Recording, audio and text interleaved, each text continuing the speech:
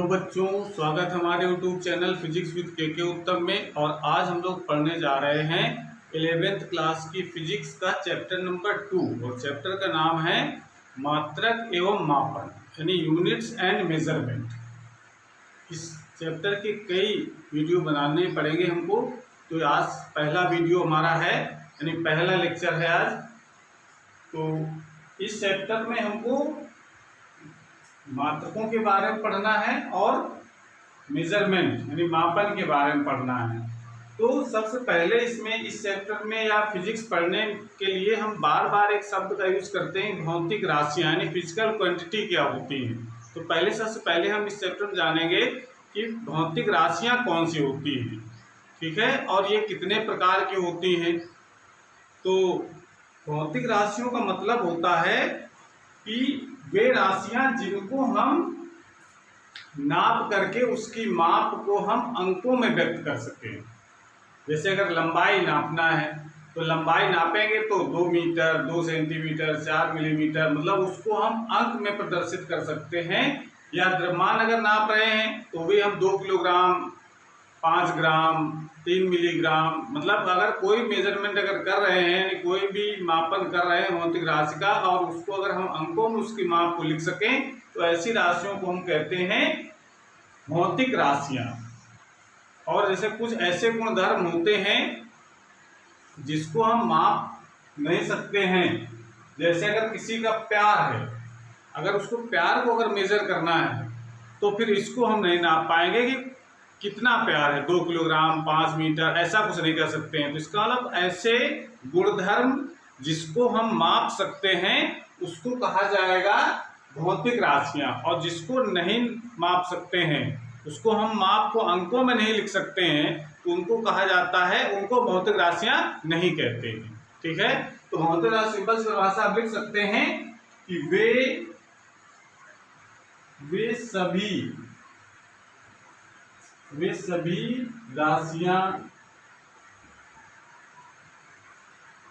राशियां जिनकी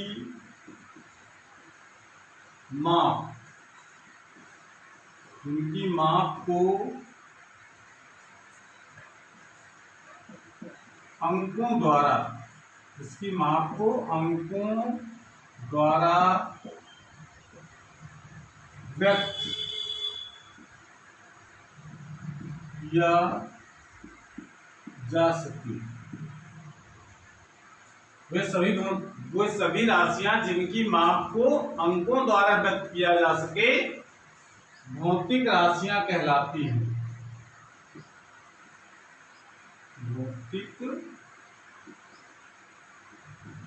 राशियां कहलाती। ये बात क्लियर हो गई। भौतिक राशि मतलब जिसको हम माप सके वे सभी राशियां भौतिक राशियां कहलाती हैं, और जिसको नहीं नाप सकते उनको भौतिक राशियां नहीं कहेंगे। एग्जाम्पल देख सकते हैं, जैसे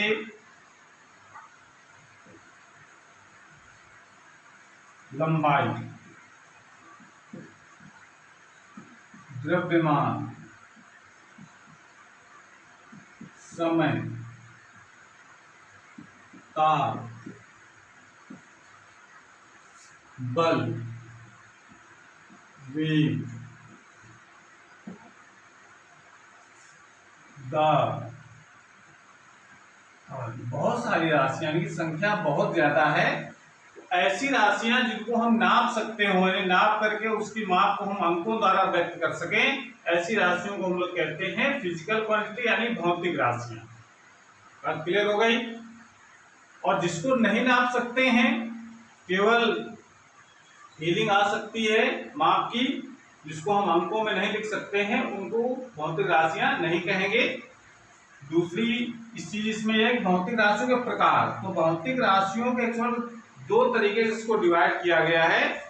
अगर हम दिशा को ध्यान रखते हुए भौतिक राशियों को बांटेंगे तो भौतिक राशियां 2 प्रकार की होती हैं, और अगर निर्भरता के आधार पर इनको बांटते हैं तो भौतिक राशियां 3 प्रकार की होती हैं। तो जो दिशा के आधार पर जो भौतिक राशियां बांटी जाएंगी वो अदिश राशियां और सदिश राशियां होती हैं, जो हम लोग अगले चैप्टर में इसको डिटेल में पढ़ेंगे।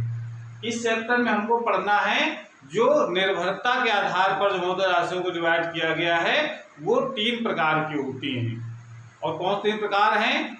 मूल राशियां, व्युत्पन्न राशियां और पूरक राशियां। 3 प्रकार की राशियां पढ़नी है। तो हम लोग लिखेंगे इसमें निर्भरता के आधार पर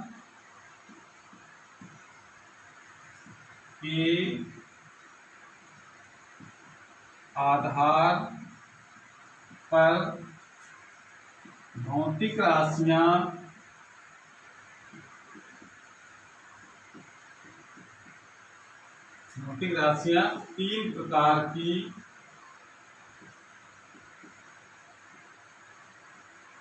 तीन प्रकार की होती हैं।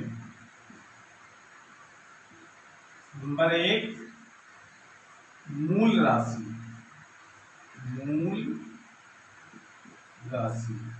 जिसको लोग कहते हैं फंडामेंटल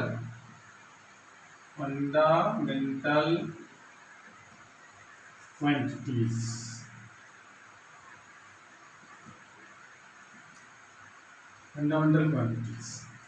दूसरी होती है व्युत्पन्न राशि।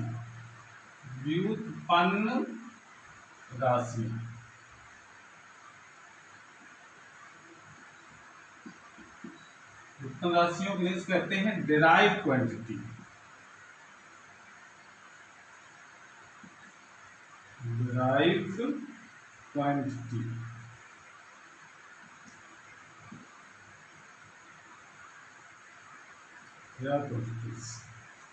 तीसरी होती है पूरक राशियां।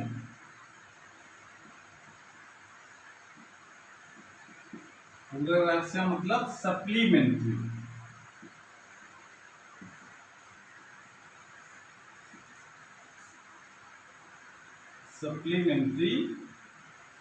क्वांटिटीज।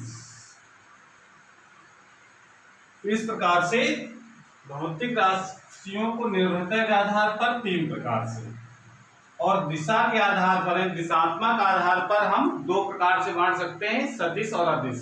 ये हम लोग अगले चैप्टर में पढ़ेंगे। निर्भरता के आधार पर जो 3 प्रकार हमने देख रहे हैं, ये मूल राशियां फंडामेंटल क्वांटिटीज, व्युत्पन्न राशियां डिराइव्ड क्वांटिटीज और पूरक राशियां सप्लीमेंट्री क्वांटिटीज। इनके बारे में हमको यहाँ पर पढ़ना है। तो नोट कर लीजिए, फिर एक राशियों के बारे में पढ़ा जाएगा। नोट कर लें, नोट्स जरूर साथ में बनाते चलें जिससे रिवाइज करने में समस्या ना आए बाद में। इसलिए साथ में कॉपी पेन लेकर के बैठें और उसको साथ में नोट करते समय इस चीज का ध्यान रखें कि वीडियो को पॉज कर दें, जिससे आगे वीडियो बनाया जा सके। और उसके बाद फिर नोट कर लीजिए, इसको नोट कर लें। उसके बाद अगला टॉपिक पढ़ते हैं हम लोग।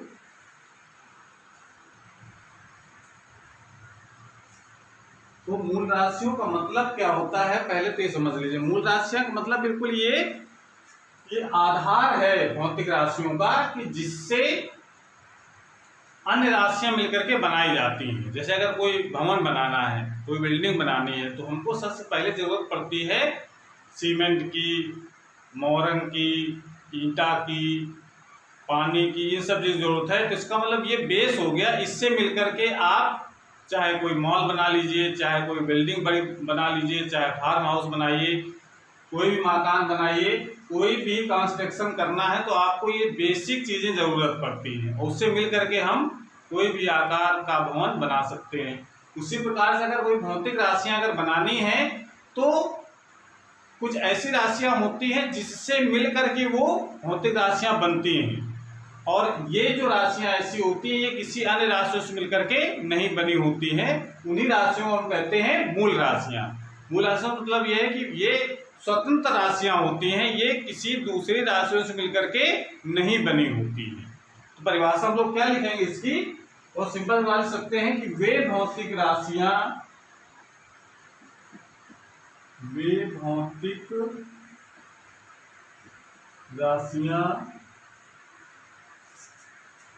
जो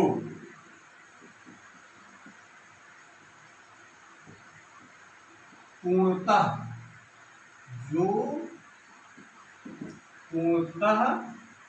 स्वतंत्र होती हैं, पूर्णतः स्वतंत्र होती है। पूर्णतः स्वतंत्र होने मतलब ये किसी दूसरी राशियों से मिलकर के नहीं बनी होती हैं, ये बिल्कुल एकदम बेसिक भौतिक राशियां होती हैं।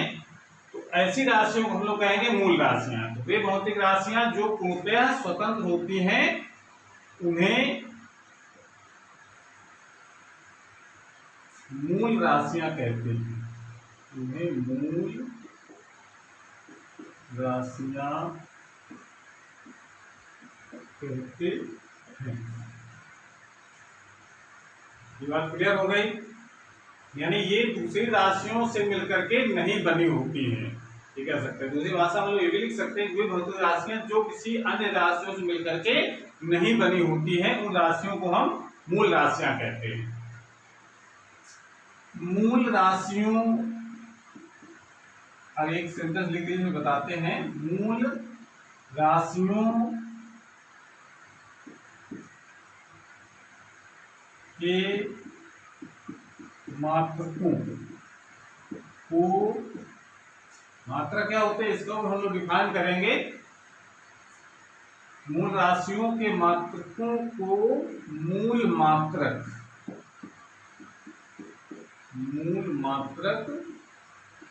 कहते हैं, फंडामेंटल यूनिट्स कह सकते हैं इसको, ठीक है ना। मूल राशियों के जो मात्रक होंगे, जैसे लंबाई को मीटर से नापते हैं, किलोग्राम को द्रव्यमान को किलोग्राम से नापते हैं, समय को सेकंड से नापते हैं, तो ये क्या कहलाएंगे? मूल मात्रक कहलाते हैं, ठीक है। तो मूल राशियां होती कितनी है? अब इनकी संख्या बहुत कम है। कौन कितनी होती है? मूल राशियां 7 होती हैं। कौन कौन सी 7 होती हैं, इसके लिए हम टेबल बना देते हैं।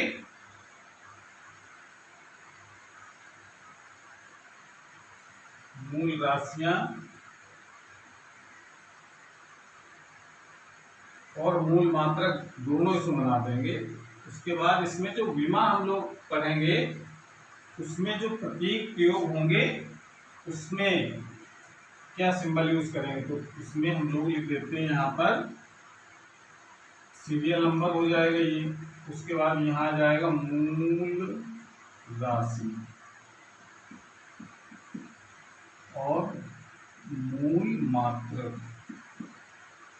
और ये प्रतीक जो हम लिख रहे हैं, ये विमी प्रतीक है, विमा में इसकी जरूरत पड़ेगी, विमी प्रतीक, ठीक है। मूल राशियां कौन सी? नंबर 1 लंबाई, नंबर 2 लंबाई द्रव्यमान, नंबर 3 समय, नंबर 4 लंबाई द्रव्यमान समय ताप, ज्योति तीव्रता,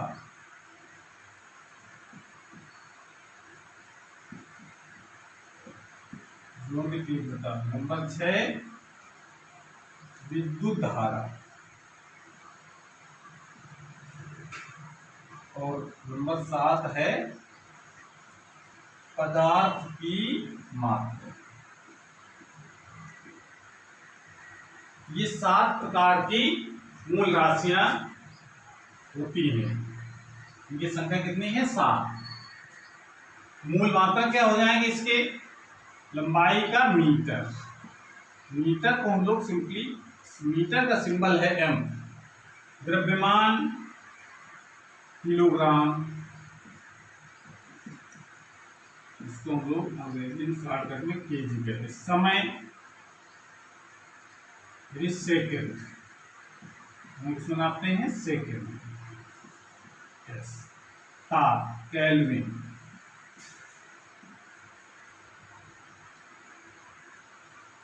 केल्विन यानी ज्यो तीव्रता कैंडिला,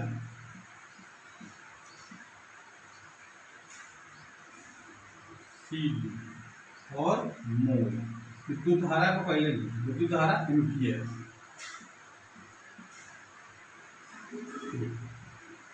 और पदार्थ की मात्रा को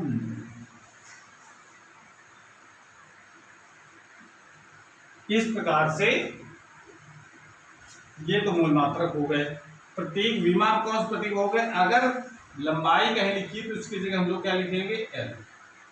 द्रव्यमान लिखा है उसकी जगह एम, समय लिखा है उसकी जगह टी, केल्विन लिखा है उसकी जगह टी, कैंडिला की जगह सी डी। अगर इनका कोई यूज नहीं है हमारे कोर्स में, एम्पियर की जगह ए और मोल की जगह मोल ही, ठीक है। तो इस प्रकार से विमी जो हम लोग विमा जब पढ़ेंगे, अगला जो हमारा जो टॉपिक होगा वो विमा का होगा, उसमें हम इन प्रतीकों को यूज करेंगे। लेंथ को एल लिखा गया है यहाँ पर, मास द्रव्यमान क्या कहते हैं हम लोग? मास, यानी इसको एम लिखा गया, टाइम टी लिखा गया है, टेम्परेचर को थीटा से लिखा गया है, ज्यों तीव्रता को सीडी से लिखते हैं, जबकि हमारे सिलेबस में इसमें सीडी का कहीं विमा लिखने की जरूरत नहीं पड़ेगी। विद्युत धारा इसकी जरूरत पड़ेगी, ये है ए से लिखते हैं हम लोग, इलेक्ट्रिक करंट जिसको कहते हैं, और पदार्थ की मात्रा यानी पदार्थ की मात्रा हम लोग लिखते हैं मोल्स। ये इसके प्रतीक हो गए और उसके मात्रक हो गए। तो ये हमको 7 मूल राशियां पढ़नी है, उनके मूल मात्रक पढ़ने हैं और उनके ये जो प्रतीक हमने लिखे इसकी अभी जरूरत नहीं है, लेकिन जब हम डायमेंशन पढ़ेंगे, विमाएं पढ़ेंगे, तब हम इस सिंबल का यूज करेंगे, ठीक है। इसको ध्यान रखेंगे, नोट कर लीजिए। उसके बाद हम लोग दूसरी मूल राशि पढ़ें, दूसरी जो भौतिक राशि है उसको पढ़ना है। इसको नोट कर लें पहले।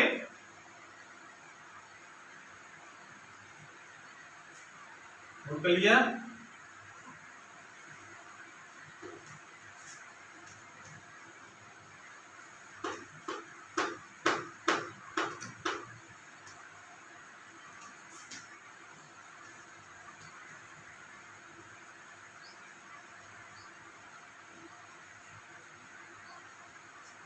दूसरी जो भौतिक राशि है वो है व्युत्पन्न राशि। व्युत्पन्न राशि इसको लोग क्या कहते हैं? Derived quantity.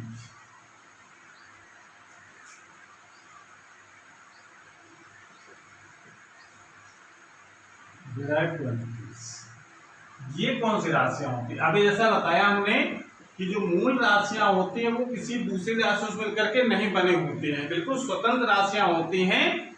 लेकिन जो व्युत्पन्न राशियां होती हैं ये ऐसी राशियां हैं जो मूल राशियों से मिलकर के ही बनती हैं।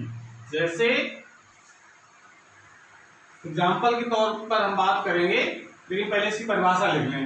वे भौतिक राशियां, वे भौतिक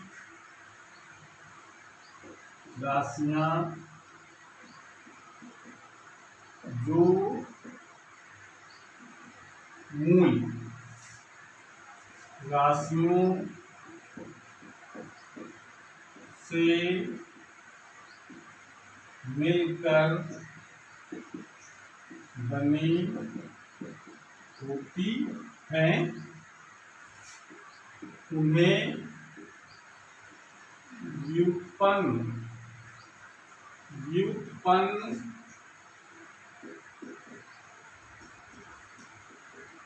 राशियां कहते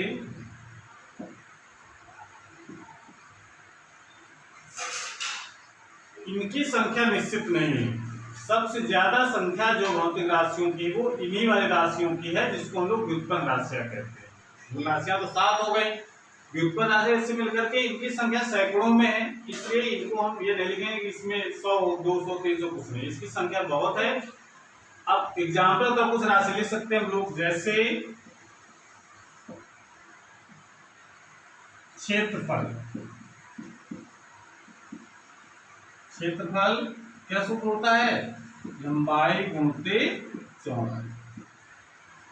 तो जानते हैं ना, लंबाई गुणित चौड़ाई, यानी 2 लंबाई से मिलकर बना है। लंबाई चौड़ाई मतलब दोनों है तो एक ही चीज, भाई लंबाई हो चाहे चौड़ाई हो, बस ये है कोई आयताकार अगर क्षेत्र है उसमें जो लंबी वाली भुजा होगी उसको हम लोग लंबाई कहेंगे, जो कम लंबी भुजा होगी उसको हम लोग चौड़ाई कह देते हैं, लेकिन है तो दोनों लंबाइयां ही, ठीक है ना। तो इसका मतलब दो लंबाइयों से मिलकर के बना, लंबाई कैसी राशि हमारी है, मूल राशि, इसलिए हम क्षेत्रफल क्या कहेंगे, व्युत्पन्न राशि कहते हैं, ठीक है। और एग्जांपल लिख सकते हैं इसमें, आयतन, आयतन का सूत्र हम जानते हैं, लंबाई गुणित चौड़ाई गुणित ऊंचाई। अब इसमें भी तीन लंबाइयां शामिल हो गई, तो ये भी हमारी कौन सी राशि हो गई, व्युत्पन्न राशि। वेग, क्या होता है सूत्र, वेग विस्थापन बटे समय। विस्थापन ये भी मूल राशि है, इसको मीटर मेजर करते हैं हम लोग, और समय एक मूल राशि है, तो इसका मतलब वेग हमारी कौन सी राशि हो गई, व्युत्पन्न राशि, ठीक है। और भी लिख सकते हैं, त्वरण है, एक्सेलरेशन, इसको क्या लिख सकते हैं हम लोग, वेग परिवर्तन बटे समय, समयांतराल भी लिखा जा सकता है।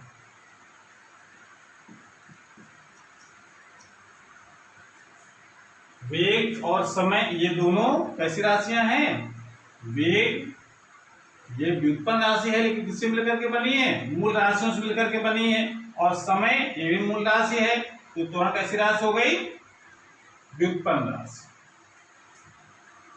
और भी लिख सकते हैं हम लोग, बल, बल बराबर होता है द्रव्यमान गुणित त्वरण, ये एग्जाम्पल हो सकता है। और भी लिख सकते हैं हम लोग, कार्य बल गुणित विस्थापन। और भी लिख सकते हैं, दाब बल बटे क्षेत्र। इस प्रकार से बहुत सारे एग्जाम्पल हो सकते हैं इसके। तो ये सब जो राशियां होती हैं इनको हम लोग कौन सी राशियां कहते हैं, व्युत्पन्न राशियां, जो मूल राशियों से मिलकर के बनी होती हैं। अब इनके मात्रक को क्या कहेंगे हम लोग, जो ये राशियां हैं व्युत्पन्न राशियां हैं, उनके मात्रक को क्या कहा जाएगा, तो मात्रकों को हम लोग कहते हैं व्युत्पन्न मात्रक। तो इसको लिख सकते हैं व्युत्पन्न राशियों, व्युत्पन्न राशियों के मात्रकों को व्युत्पन्न मात्रक कहते हैं, व्युत्पन्न मात्रक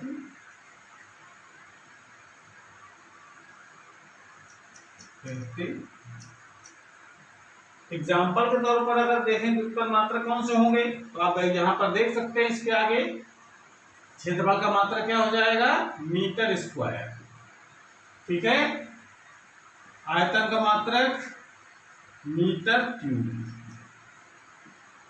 मीटर गुणित मीटर गुणित मीटर, मीटर क्यूब हो गया, मीटर गुणित मीटर, मीटर स्क्वायर हो गया। वेग की जगह क्या लिख सकते हैं हम लोग, विस्थापन मीटर प्रति सेकंड, ये लिखा जा सकता है। इसका मात्रक क्या लिख सकते हैं हम लोग, मीटर प्रति सेकंड स्क्वायर। बल को क्या लिख सकते हैं, किलोग्राम, किलोग्राम मीटर प्रति सेकंड स्क्वायर, इसी को हम लोग न्यूटन भी कह देते हैं। कार्य, इसको लिखा जा सकता है किलोग्राम, किलोग्राम भाई बल का मात्रक को लिखें किलोग्राम मीटर प्रति सेकंड स्क्वायर, और एक विस्थापन का और आ जाएगा तो स्क्वायर हो जाएगा इस मीटर में, ठीक है। तो इस प्रकार से इसको क्या लिख सकते हैं हम लोग, दाब के मात्रा को क्या लिखा जा सकता है, किलोग्राम मीटर प्रति सेकंड स्क्वायर। तो ये तो बल का मात्रा होगा, क्षेत्रफल का मात्रा क्या लिखेंगे, मीटर स्क्वायर। तो मीटर स्क्वायर लिखेंगे तो एक मीटर से इस ये वाला मीटर कट जाएगा तो क्या लिखा जा सकता है, किलोग्राम प्रति मीटर सेकंड स्क्वायर। इस प्रकार से देखिए पता चल रहा है कि ये सब जो मात्रक हमने लिखे हैं ये सब किससे मिलकर के बने हुए दिखाई पड़ रहे हैं हमको, मूल मात्रकों से। मीटर सेकंड किलोग्राम ये सब कौन से मात्रक है, मूल मात्रक है। इसका मतलब कि जो व्युत्पन्न जो मात्रक होते हैं वो ऐसे मात्रक होते हैं जो मूल मात्रकों से मिलकर के बने होते हैं, ठीक है ना। तो दूसरी भाषा में भी लिख सकते हैं कि वे मात्रक जो मूल मात्रकों से मिलकर के बनते हैं उनको हम व्युत्पन्न मात्रक कहते हैं। क्लियर हो गई, या व्युत्पन्न राशियों के मात्रकों को मूल मात्रक कहते हैं। बात समझ में आ गई। तो इस प्रकार इसको नोट कर लीजिए, ये हमारे इधर लिखे हैं, ये सब क्या है, हमारे व्युत्पन्न मात्रक है। इधर जो राशियां लिखी गई हैं वो व्युत्पन्न राशियां हैं, बीच में जो लिखा गया है वो ये बता रहा है कि जो व्युत्पन्न राशियां हैं वो कौन सी मूल राशियों से मिलकर के बनी। इस प्रकार से व्युत्पन्न राशियां हमारा क्लियर हो जाता है। अब एक तीसरी जो राशि बचती है वो है पूरक राशियां। तो नोट कर लीजिए, पूरक राशियों के बारे में बताया जाए। नोट कर लिया,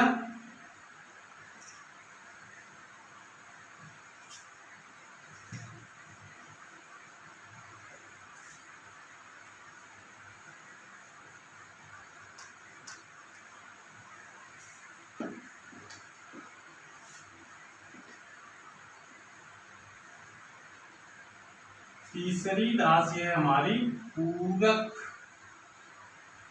राशि। पूरक राशियां यानी इसको हम लोग कहते हैं डिराइव्ड क्वांटिटी।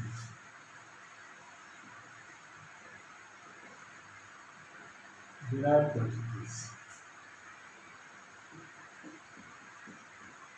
अब ये कौन सी राशियां होंगी, एक राशियां मूल राशियां पड़ी जो किसी दूसरी राशि में लेकर के नहीं बनी होती हैं।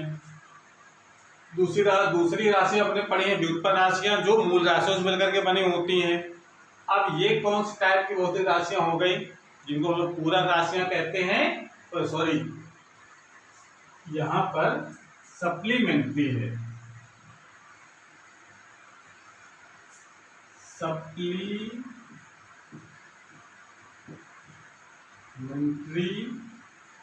क्वांटिटीज।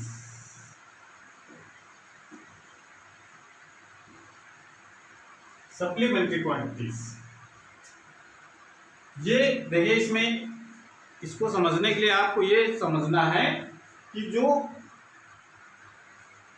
भौतिक जो राशियां हमने पढ़ी हैं जिसको मूल राशियां अभी हम कह रहे थे, तो मूल राशियों और मूल राशियों में बनी जो राशियां होती है उसको व्युत्पन्न राशियां कहते हैं। कुछ समय बाद ये पता चला कि दो अभी और राशियां ऐसी हैं जो वो मूल राशियों जैसी ही हैं, यानी वो भी राशियां किसी दूसरी राशियों से मिलकर के नहीं बनती हैं, वो मूल राशियों जैसी ही हैं। लेकिन वो बाद में इसके बारे में पता चला तो बाद में उनको बाद में नाम दे दिया गया पूरक राशियां, ठीक है ना। लेकिन ये राशियां कैसी हैं, मूल राशियों जैसी ही हैं, ठीक है ना। तो पूरक राशियां दो हैं, और वो कौन से दो हैं, तो पूरक राशियां लिख सकते हैं। पूरक राशियां दो होती हैं। पहली है समतल कोण,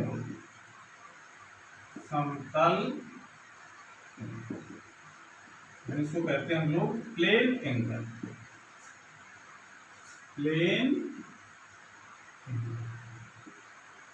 और दूसरी होती है घन कोण। घन है ना, इसको यूज करते हैं हम लोग सॉलिड एंगल। ये दो राशियां हैं, ये छूट गई थी, या समझिए ये जब भौतिक राशियों के बारे में पढ़ा जा रहा था उस समय ये समझिए कि ये राशियां छूट गई थी, जिनको बाद में शामिल किया गया है, इसलिए इनको हम लोग कहते हैं पूरक राशियां कहते हैं। लास्ट पन्ने में लिखी गई, ये आप समझिए, ठीक है ना, इसलिए इसको हम पूरक राशियां कहेंगे। और इनके जो मात्रक होते हैं उनको कहा जाता है पूरक मात्रक। तो इसका मात्रक क्या हो जाएगा, मात्रक इसका होता है रेडियन, रेडियन, और इसका जो मात्रक होता है स्टेरेडियन, स्टेरेडियन।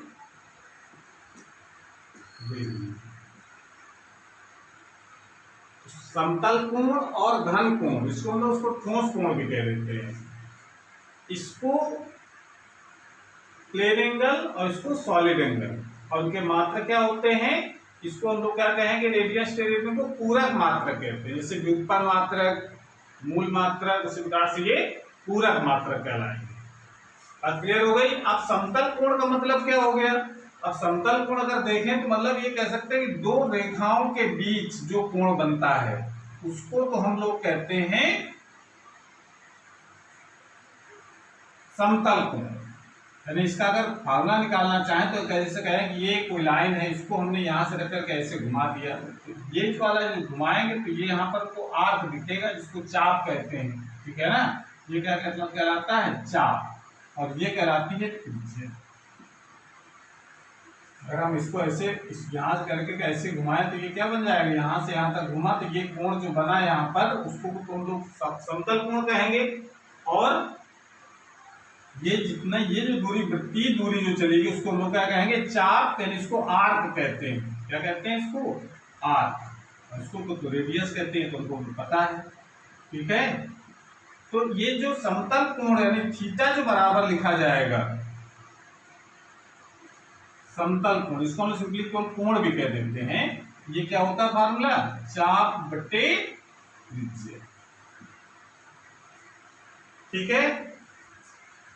दूसरा इसमें जो आता है ये घन कोण क्या होता है, घन कोण देखा होगा, जो आइसक्रीम जो खाने वाले हैं वो एक आइसक्रीम जो बेचने वाले हैं वो आइसक्रीम को एक कोण में भर करके देते हैं। या कभी आपने भेल पूड़ी खाई हो तो उसमें भेल पूड़ी क्या करते हैं, उसको एक शंख के आकार का एक लिफाफा बना देते हैं। वो किस टाइप का, जैसे अगर हम ये कहें इसमें ऐसा,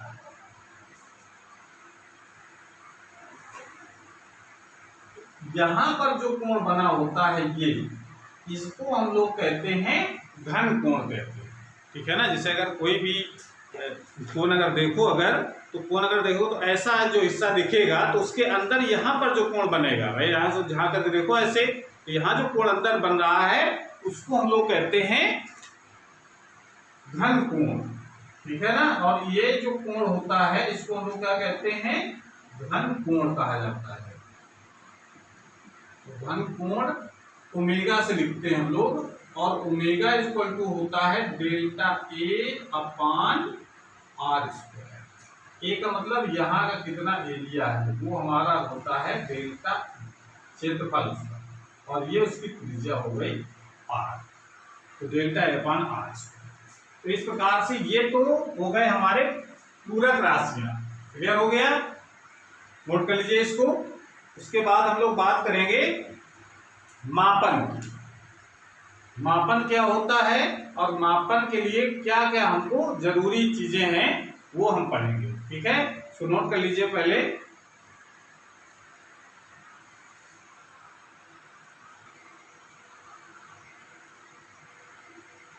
अगला कार्य हमारा मापन है। मापन मतलब मेजरमेंट। तो मेजरमेंट का मतलब होता है कि अगर हम बात करते हैं, जैसे दुकान गए कपड़ा लेने और कपड़ा खरीदा हमने और कहा उसको 10 मीटर कपड़ा दे दीजिए, तो इसका मतलब है कि हमको उस साथ में 10 मीटर कपड़ा दे दिया, तो क्या करेगा दुकानदार, वो मीटर उठाएगा और मीटर उसको रख करके कपड़े के ऊपर 1 मीटर 2 मीटर 3 मीटर करके वो 10 बार उसको काउंट करेगा। तो इसका मतलब क्या है कि जो मीटर है ये क्या कहलाता है, उसका मात्रक। और मात्रक से तुलना करना कि कितनी बार वो मात्रक शामिल है उस माप में, वो कहलाता है मापन। तो मापन का मतलब हो गया कि किसी भौतिक राशि की इसके मात्रक से तुलना करने को मापन कहते हैं। यानी कोई भी चीज अगर मेजर कर रहे हैं तो हम क्या करते हैं, उस भौतिक राशि या जो भी राशि हम मेजर कर रहे हैं उस राशि को हम उस मात्रक से तुलना कराते हैं कि उस मात्रक में वो कितनी बार शामिल है, उसको हम कहेंगे मापन। ठीक है। और मापन तभी हो पाता है सही से जब हमको दो चीजें पता हो। जैसा हमने बताया कि दुकानदार के पास गए, कहा 10 मीटर कपड़ा दे। 10 मीटर मतलब 10, ये हमारा क्या हो गया, ये हमारा हो गया आंकिक मान, ये न्यूमेरिकल वैल्यूज। और ये जो हमारा मीटर जो लिखा गया है ये क्या हो गए, यूनिट। तो ऐसे ही कोई भी अगर माप कर रहे हैं तो इसमें दो चीजों का ज्ञान बहुत जरूरी है, आंकिक मान और मात्रक। क्लियर हो गई। जो भी कोई भी कार की स्पीड मेजर कर रहे हैं, मेजर करने के बाद हम बताएं कि हमारी जो कार है वो 50 किलोमीटर प्रति घंटे की स्पीड से चल रही है। तो 50 ये हमारा है आंकिक मान, और ये जो किलोमीटर प्रति घंटा लिखा है हमने ये कहलाता है उसकी यूनिट। तो यूनिट और न्यूमेरिकल वैल्यू दो चीजों का ज्ञान होना चाहिए, तभी मेजरमेंट कर सकते हैं हम लोग। ठीक है ना। अब ये बात ये आती है कि ये मात्रक होता क्या है। भाई यहाँ पर भी बात आई कि मात्रक से तुलना करने को ही हम लोग क्या कहते हैं, मापन कहते हैं। तो मात्रक होता क्या है, ये प्रश्न उठता है। तो मात्रक की परिभाषा हम लोग क्या लिखेंगे, जैसे आपने पहले सुना होगा, अब तो ये मात्रक सब किलोग्राम और मीटर सेंटीमीटर किलोमीटर ये सब हम लोग सुनने में आते हैं। ये सब मात्रक जो हमारे हैं वो इंटरनेशनल मापन के होते हैं। इस सभी देशों में ये जो मात्रक है यूज किए जाते हैं। पहले अपने अपने देश अलग अलग अपने मात्रक बनाए हुए थे। जैसा आप देखा होगा कि भारत में पहले ये किलोग्राम और कुंतल ये नहीं चलते थे। पहले जो भारत में जो मेजरमेंट था द्रव्यमान का, वो हम लोग नापते थे मन में। कुंतल की जगह मन चलता था, ठीक है ना। और पाव चलता था, 3 पाव 4 पाव इस तरीके का, रत्ती तोला ये सब जो मात्रक थे, पहले हम केवल भारत में ये मात्रक पद्धति लागू थी। दूसरे देश अपने अपने अलग मात्रक बनाए हुए थे, ठीक है ना। लेकिन जब अंतर्राष्ट्रीय व्यापार जब शुरू करने की बात आई कि जब दूसरे देश से कोई चीज़ मंगानी हो, तो अब वहाँ की चीज़ अगर हम कहते हैं कि हमको 1 मन चाहिए या 10 मन चाहिए, कोई चीज़ अगर मंगानी है गेहूँ चावल, तो वो लोग समझ नहीं पाते थे कि इसका क्या मतलब है। या दूसरे देश वाले भारत से मंगाते तो वो अपनी मात्रक पद्धति यूज करते थे। तो ये समस्या हो गई, और सबके मात्रक का जो माप थी वो अलग अलग थी, ठीक है ना। इस वजह से ये समस्या आई अंतर्राष्ट्रीय व्यापार शुरू करने में। तो हुआ क्या कि सब देश मिल करके एक निश्चित मानक बना लिए कि लंबाई की जब भी बात होगी तो हम उसको मीटर में नापेंगे, ठीक है ना, सेंटीमीटर में नापेंगे, या जिसमें ही मात्रा कहा जाए, या द्रव्यमान को नापना है किलोग्राम में नापेंगे। तो ये सब निश्चित कर लिया गया कि अगर लंबाई नाप रहे हैं तो लंबाई के एक निश्चित मान को एक मानक मान लिया गया, ठीक है ना। और उस मानक को एक नाम दे दिया गया जिसको हम लोग मीटर कहते हैं। या द्रव्यमान अगर नापना है, द्रव्यमान के एक थोड़े से हिस्से को मानक मान लिया गया और उसको कहा गया ये 1 किलोग्राम है। वो सभी देशों में 1 किलोग्राम का मतलब 1 ही किलोग्राम होता है, उसमें छोटा बड़ा नहीं होगा। भारत में 1 किलोग्राम दूसरा होगा, अमेरिका में दूसरा होगा, रूस में दूसरा होगा, ऐसा नहीं। 1 किलोग्राम का मतलब सब जगह एक ही द्रव्यमान का होगा वो। तो मात्रा का मतलब हो गया कि किसी भौतिक राशि की माप ज्ञात करने के लिए उस राशि के एक निश्चित मान को मानक मान लिया जाता है। मानक मतलब स्टैंडर्ड, उसका एक निश्चित वैल्यू होती है, मान लिया जाता है, और इसी मानक को हम एक नाम दे देते हैं जिसको मात्रक कहते हैं। इसी मानक को क्या कहा जाता है? मात्रक। बात क्लियर हो गई? नहीं तो अगर ऐसा अगर ना होता, सब अगर देश मिलकर के एक मात्रक ना बनाए होते सब, तो सब अपने अपने मीटर बनाए होते, कोई छोटा मीटर बनाता, कोई बड़ा मीटर बनाता। इसलिए जो है एक निश्चित कर लिया गया कि हम इसी को मीटर कहेंगे। इसी प्रकार से जितने भी भौतिक राशियां हैं उसके सबके एक निश्चित वैल्यू है, और उसी आधार पर उनके नाम दिए गए अलग अलग। लंबाई नापने का मात्रक मीटर, द्रव्यमान नापने का किलोग्राम, समय का सेकेंड, ताप का केल्विन, ये सब अलग अलग नाम दिए गए हैं, और उन्हीं नाम को हम लोग क्या कहते हैं? मात्रक कहते हैं। ठीक है ना? अब इसमें मात्रकों की जो 4 पद्धतियां हैं वो प्रचलित हैं। तो इस कह सकते हैं कि मात्रकों की प्रमुख 4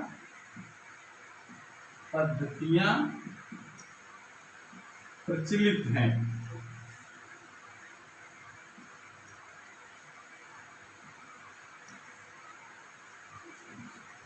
मात्रकों की 4 पद्धतियां प्रचलित हैं। कौन सी पद्धति प्रचलित है? जैसे पहले बात करते हैं हम लोग FPS पद्धति, इसको हम लोग ब्रिटिश पद्धति कहते हैं। हम लोग ब्रिटिश पद्धति, यानी ये ब्रिटेन में पहले ये पद्धति चलती है, अभी भी चलती है। FPS, F का मतलब जिसको अगर हम लंबाई को फुट में नापें, द्रव्यमान को पौंड में नापें, समय को सेकंड में, यानी इसको किसमें नापेंगे? फुट। इसका मतलब क्या है? फुट। इसका मतलब है पौंड, और इसका मतलब है सेकंड। दूसरी पद्धति हमारी है CGS। इसमें ये क्या होता है? सेंटीमीटर, ये होता है ग्राम, और ये तो सेकंड ही होता है, सेंटीमीटर, ग्राम, सेकंड। तीसरी है MKS,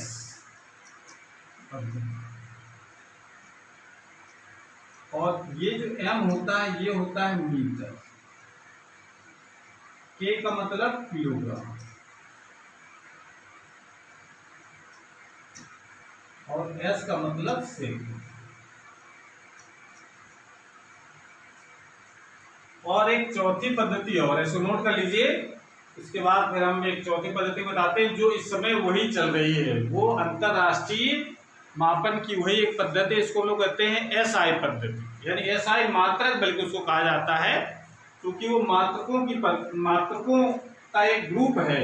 और कौन सा ग्रुप है? आप कह सकते हैं कि इसको जो MKS पद्धति है, MKS पद्धति, उसी में थोड़ा मॉडिफाई किया गया है और उसको नाम दिया गया है SI पद्धति। इसको नोट कर लीजिए।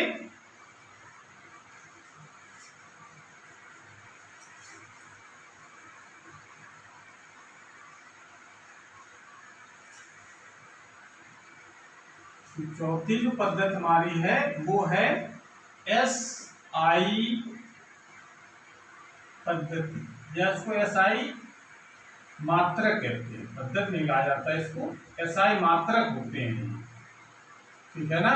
SI मात्रक का मतलब हो गया कि ये MKS जो पद्धति है इसी में मॉडिफाई किया गया है, यानी कह सकते हैं SI पद्धति में जो 7 जो मूल मात्रक है पढ़े हम लोगों ने, ठीक है ना, 7 मूलांशें पढ़ी, उनके मूल मात्रक पढ़े हैं। वो 7 मूल मात्रक और पूरक मात्रक से मिल करके ये SI पद्धति बनी हुई है। ठीक है ना? इसको कहते हैं हम लोग international system of unit, international system of unit.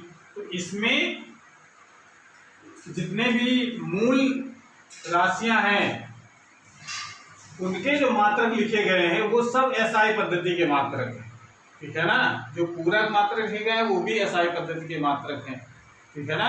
तो ये कह सकते हैं कि जो एसआई पद्धति है इसमें 7 मूल मात्रक और 2 पूरक मात्रक मिलकर के ये एसआई पद्धति को बनाया गया है। और आजकल यही वाले सिस्टम चल रहा है, ये वाली पद्धति से मेजरमेंट हो रहे हैं सब। इसका नाम होता है इंटरनेशनल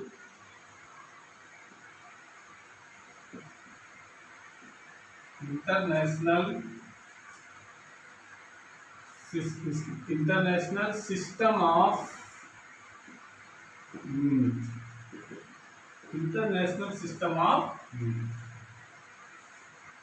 कह सकते हैं इसको, यानी अंतरराष्ट्रीय मापन प्रणाली इसको कहते हैं, या अंतरराष्ट्रीय मापन मात्रक। इस प्रकार से ये मात्रकों की जो 4 पद्धतियां हैं, पहले ये वाली पद्धति 3 पद्धतियां पहले प्रमुख रूप से थी, एफपीएस पद्धति, सीजीएस पद्धति और एमकेएस पद्धति। बाद में एमकेएस पद्धति को मॉडिफाई करके एसआई मात्रक बनाए गए, जिसमें 7 मूल मात्रक और 2 पूरक मात्रकों से मिलकर के ये एसआई मात्रक बनाया गया। और इन्हीं से मिलकर के जो मात्रक बनेंगे उसको सब एसआई मात्रकों की श्रेणी में रखा जाता है।